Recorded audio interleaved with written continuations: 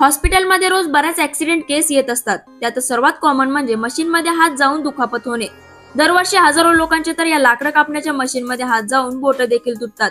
हे थांबवण्यासाठी chainsaw स्टॉपरला invent केलं गेलं. हे कशा प्रकारे काम करतं हे तुम्हाला या व्हिडिओ मधून दिसतच असेल. जेव्हा हे स्टॉपर ऑफ केलं गेलं तेव्हा हॉट डॉगचे लगेच 2 तुकडे झाले, पण जेव्हा याला चालू केलं गेलं तेव्हा हॉट डॉग टच होताच ब्लेड लगेच जागेवर थांबलं. आता प्रश्न हा पडतो की एवढा जास्त फिरणारा ब्लेड एवढ्या लवकर कसा थांबला आणि या मशीनला कसं काय माहित झालं की हा हातच आहे, लाकूड नाही.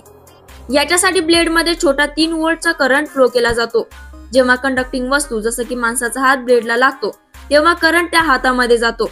मग ती मशीन याला डिटेक्ट करून लगेच अॅल्युमिनियम ब्रेकला ऍक्टिव्हेट करते, जे ब्लेडला धडकून त्याला 4000 RPM वरून लगेच 0 RPM वर आणते आणि ही पूर्ण प्रोसेस व्हायला अवघे 5 मिलीसेकंद लागतात.